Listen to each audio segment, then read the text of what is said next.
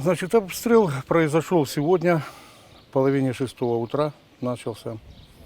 Значит, здесь у нас на площадке мехдвора сельскохозяйственная техника, которая участвовала в заготовке сена и сенажа. Это тракторы, косилки и средства транспортировки. Значит, пострадало 5 тракторов, 4 автомобиля и 14 единиц прицепной техники в той или иной степени. Ну, стоимость мы еще не определили, потому что дефектовку производить необходимо по каждой единице. Ну, на эту минуту техника не вышла в поле.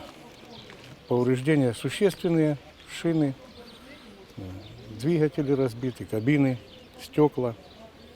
Это все, что я могу сказать на этот момент. Техника действующая, сейчас она... Да, она участвовала, она вчера участвовала в работе. Какие работы проводите? Заготовка сена и сенажа для сельхозживотноводства нашего. Сколько было прилетов на участок? Ну, так трудно сказать, потому что мы всю территорию не обследовали, но на территории мехдвора у нас где-то 15 прилетов, и рядом у нас зерноток находится, там 6.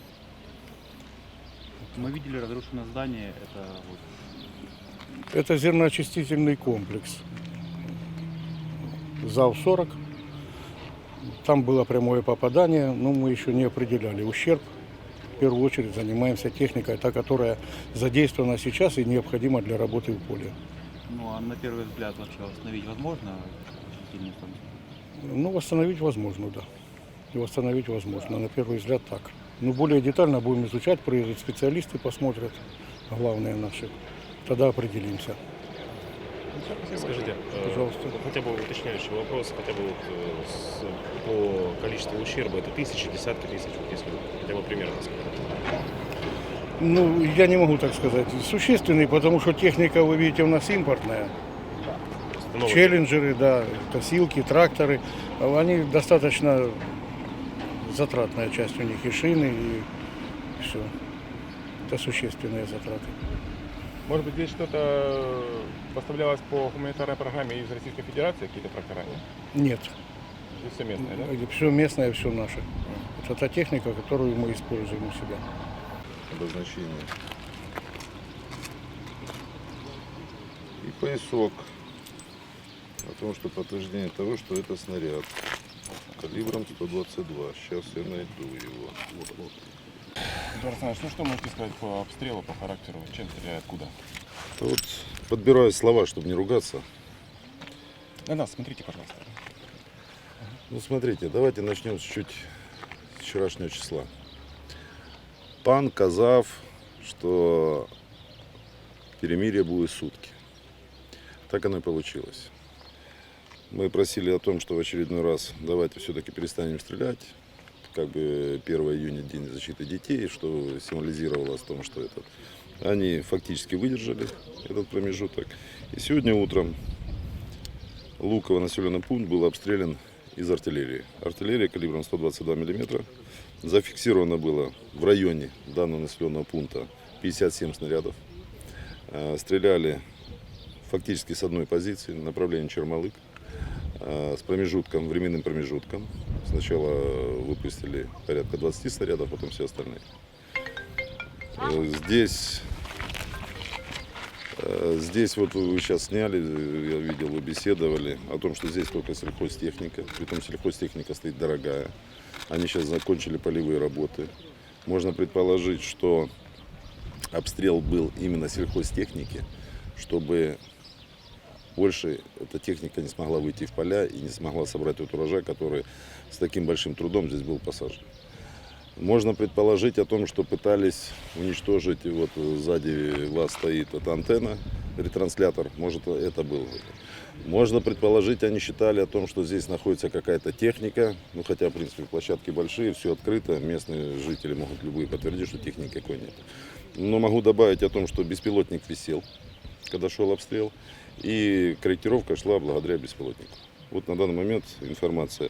Есть 3 дома здесь в населенном пункте, у них повреждения незначительные, и основная часть снарядов пришлась еще в огороды людей, которые здесь живут.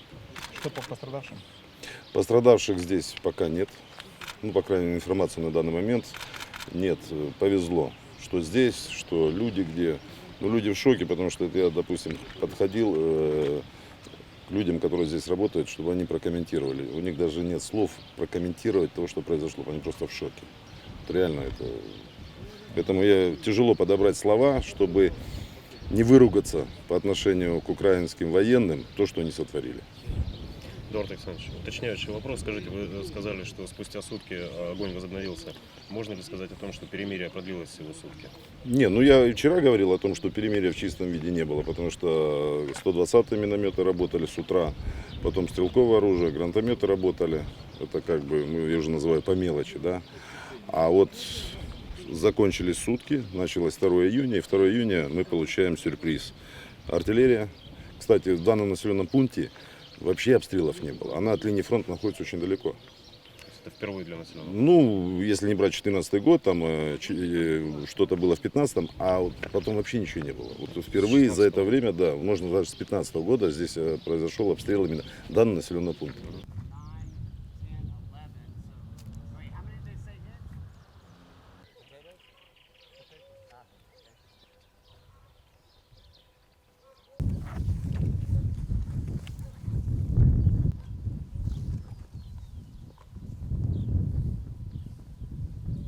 А сколько это все произошло? Ну, перший обстріл 5:30. Потім, я не знаю, скільки було вже время, внук, може, дивився. А тоді трошки перерив, потім знову, як почало, то що второго авто, то це так билося. Ну, страшні взриви такі, навірно, оружие таке дуже сильне, що так гепало. Дома кто находился? Я і внук. Ми в підвал побігли. А що, могло тут стояти? Двері пооткривало, все повибивало, все. То такі в нас діла. За що вони нас б'ють, що воно таке, не розумію, не знаю. Yesterday that task was done by sharing one month ago nobody came.